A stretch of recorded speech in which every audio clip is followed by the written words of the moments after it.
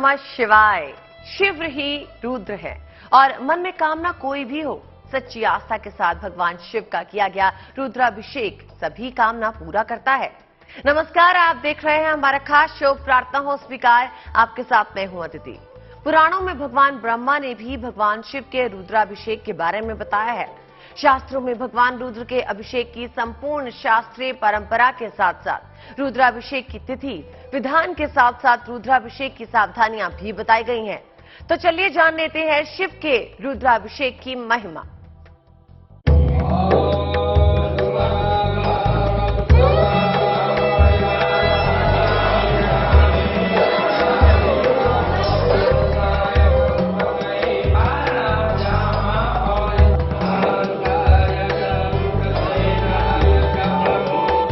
हर मन्नत पूरी करेगा रुद्राभिषेक।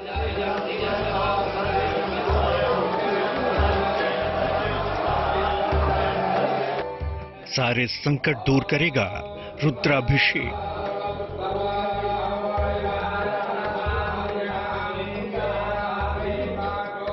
सुखद संयोग बनाएगा रुद्राभिषेक।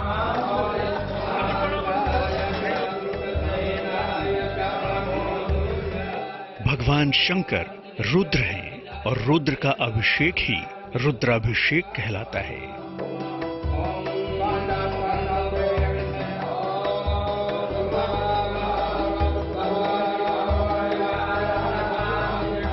शास्त्रों में अलग अलग मन्नत के लिए अलग अलग रुद्राभिषेक का विधान बताया गया है।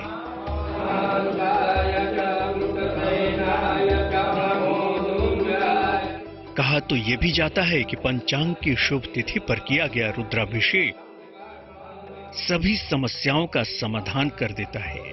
गरीबी और धन की कमी दूर हो जाती है। कुंडली के सभी ग्रह दोषों का नाश होता है।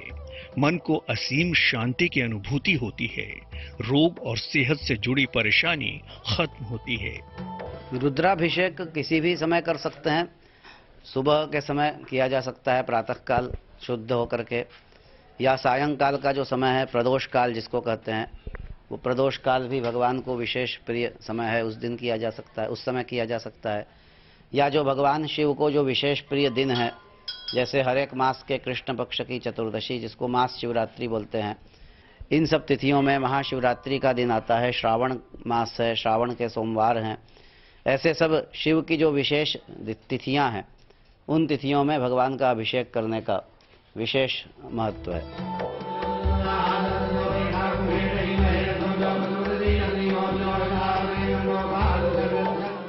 शिव पुराण की कथा कहती है कि सृष्टि का पहला रुद्राभिषेक भगवान ब्रह्मा और भगवान विष्णु ने साथ मिलकर किया था।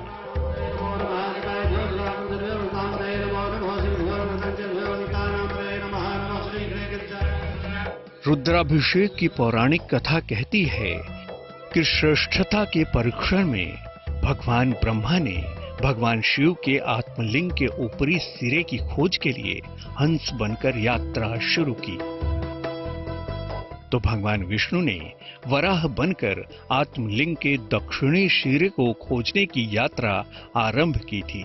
थक कर जब दोनों को आत्मलिंग का कोई छोर नहीं मिला, तो दोनों ने यात्रा रोक दी। तब भगवान शिव ने कहा था कि आप दोनों ही मेरे आत्मलिंग से ही उत्पन्न हुए हैं। सृष्टि की रचना और पालन के लिए ब्रह्मा जी ने मेरे दक्षिण अंग से और विष्णु जी मेरे वाम अंग से उत्पन्न हुए हैं। इस बात को जानकर भगवान ब्रह्मा और भगवान विष्णु दोनों ने साथ मिलकर भगवान शिव का रुद्राभिषेक किया।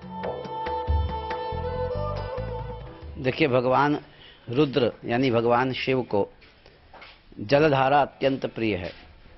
कहते हैं, नमस्कार प्रियो सूर्य, जलधार प्रियो शिव, अलंकार प्रियो विष्णु, ब्राह्मणो मधुर प्रिय। और चूंकि ऐसी कथा आती है पुराणों में कि जब भगवान शिव ने हलाहल विष का पान किया, तो उस समय उनके सारे शरीर में उष्णता यानी गर्मी उनके सारे शरीर में आ गई। उसको शांत करने के लिए भगवान ने हिमालय में निवास किया, शरीर में कपूर का लेप किया, मस्तक पर गंगा जल को धारण किया इसलिए भगवान शिव को जो इस प्रकार की शीतल वस्तुएं हैं, जलधारा आदि, वो भगवान को विशेष प्रिय है। इसलिए जलधारा से भगवान का अभिषेक किया जाता है। भगवान शंकर का रुद्राभिषेक मंत्रों पर किया जाता है। रुद्राभिषेक मंत्र कोई एक मंत्र नहीं, बल्कि मंत्रों का समूह है, जिसे शुक्ल यजुर्वेदीय रुद्राष्टाध्यायी के रूप में जानते हैं। इसे रुद्राष्टाध्यायी या रुद्री पाठ भी कहते हैं।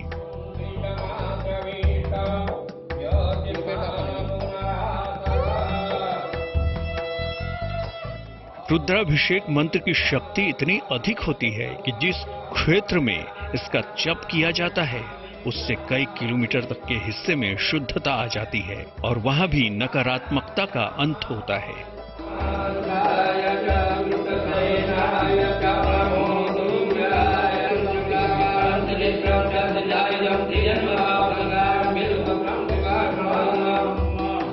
रुद्राभिषेक कब करना अच्छा रहता है और कब नहीं, ये जानना भी बेहद जरूरी है। तो आप हमारे साथ बने रहिए। आगे हम आपको रुद्राभिषेक से जुड़ी और भी खास जानकारियां देंगे। Bureau report, good news today.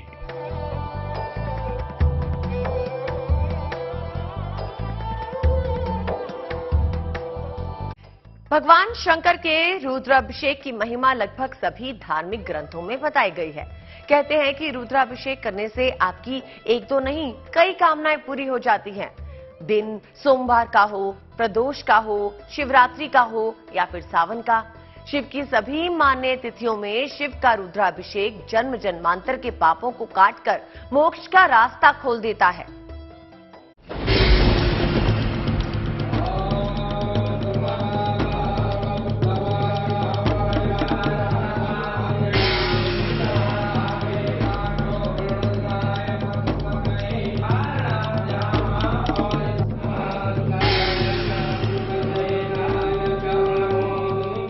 देवों के देव महादेव के दिव्य उपासना का मंत्र।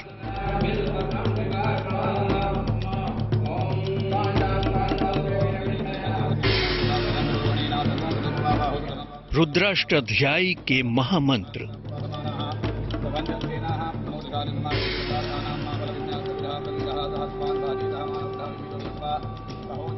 जिनसे होता है साक्षात शिव का अभिषेक।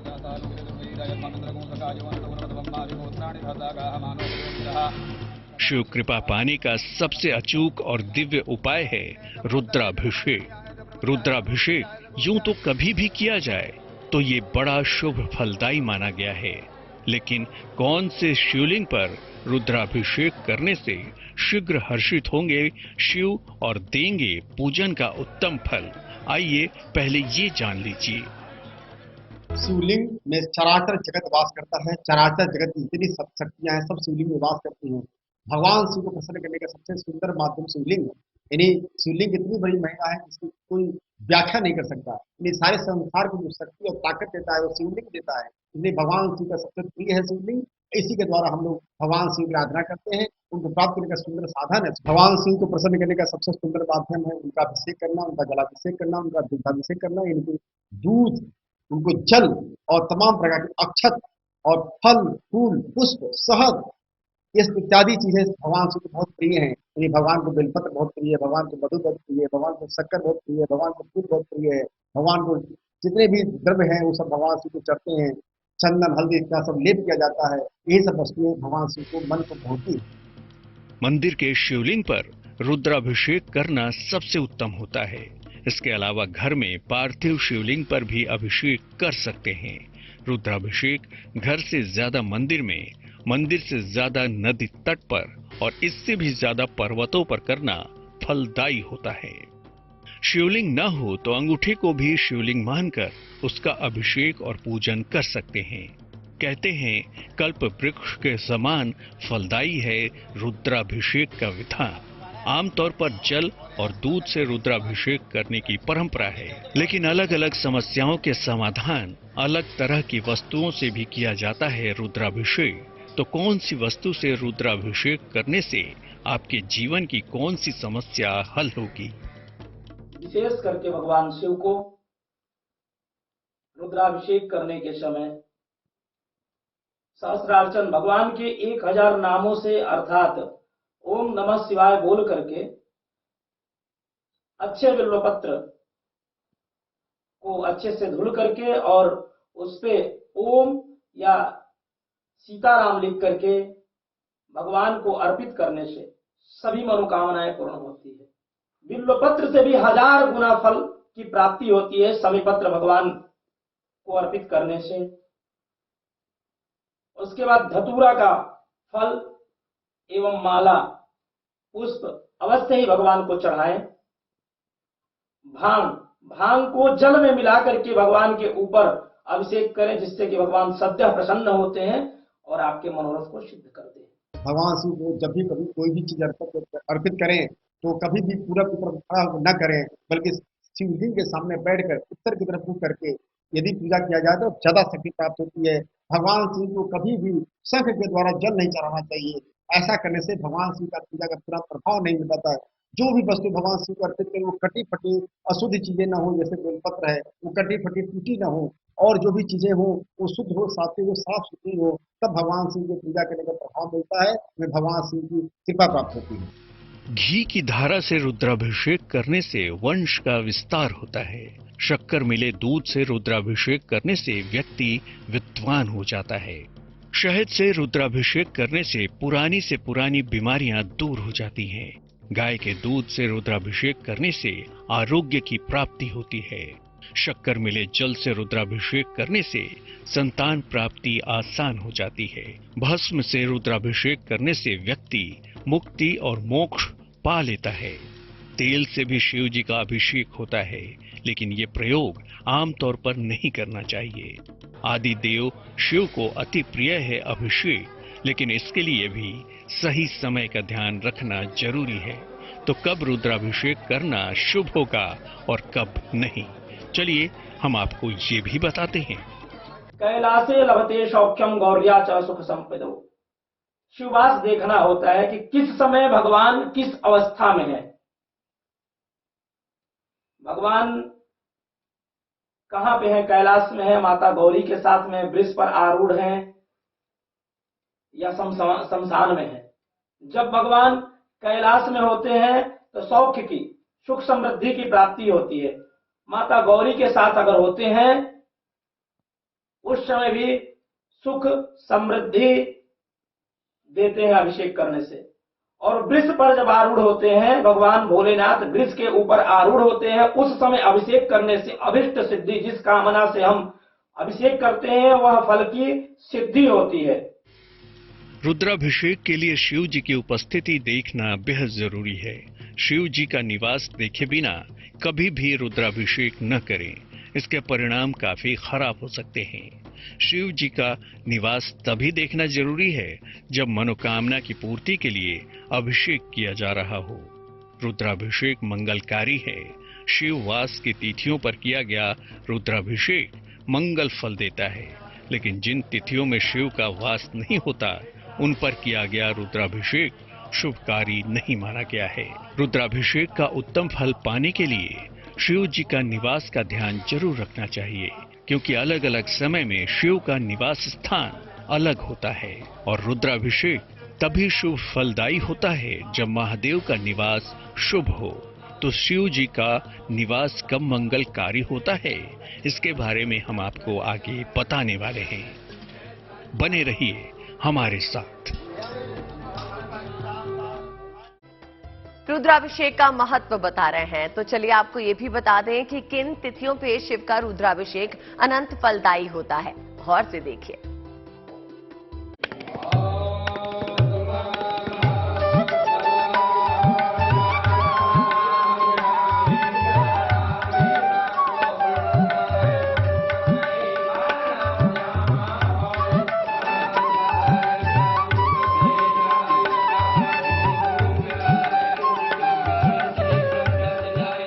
रुद्राभिषेक कब मंगलकारी है और कब अनिष्टकारी, ये तो हम आपको पहले ही बता चुके हैं।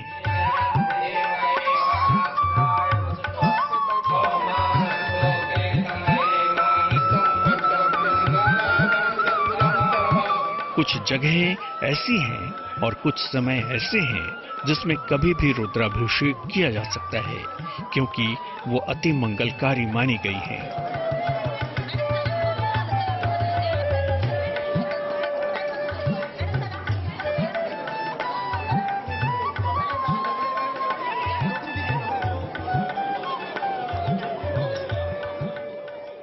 लेकिन कौन सी तिथियां और समय रुद्राभिषेक के लिए हमेशा कल्याणकारी होती हैं, आइए अब उनके बारे में भी जान लेते हैं।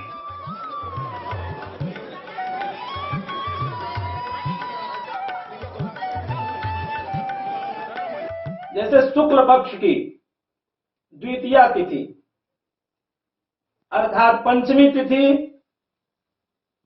नवमी तिथि, द्वादशी तिथि, इन तिथियों पर शुक्ल पक्ष में हम अभिषेक करके भगवान शिव को प्रसन्न कर सकते हैं। उसी प्रकार कृष्ण पक्ष में जो है प्रतिपदा अर्थात एकम तिथि, उसके बाद चतुर्थी तिथि, पंचमी, अष्टमी एवं अमावस्या, एकादशी और द्वादशी को कृष्ण पक्ष में अभिषेक करने से अभिष्ट फल की सिद्धि होती है। इन तिथियों पर भगवान भूत भावन भोलेनाथ का हम अगर अभिषेक करते हैं, जिस कामना से अभिषेक करते हैं वह कामना निश्चित ही सद्य प्राप्त होता है। शिवरात्रि, प्रदोष और सावन के सोमवार को रुद्राभिषेक करना हमेशा मंगलकारी होता है। सिद्धपीठ या ज्योतिर्लिंग के क्षेत्र में भी शिव के निवास का विचार करने की जरूरत नहीं होती। रुद्राभिषेक के लिए ये स्थान और समय सदैव मंगलकारी होते हैं। इस प्रकार ये समय रुद्राभिषेक के लिए सर्वोत्तम है, क्योंकि रुद्राभिषेक करने से बहुत जल्दी मिलती है भोलेनाथ की कृपा। इसलिए रुद्राभिषेक करने वाले भक्तों की प्रार्थना से भगवान शिव बहुत जल्दी प्रसन्न होते हैं और मिलता है मनचाहा वरदान। हमारी इस खास पेशकश में फिलहाल के लिए बस इतना ही। मुझे यानी आदित्य को दीजिए इजाजत और देश और दुनिया की बाकी खबरों के लिए देखते रहिए GNT यानी गुड न्यूज टुडे।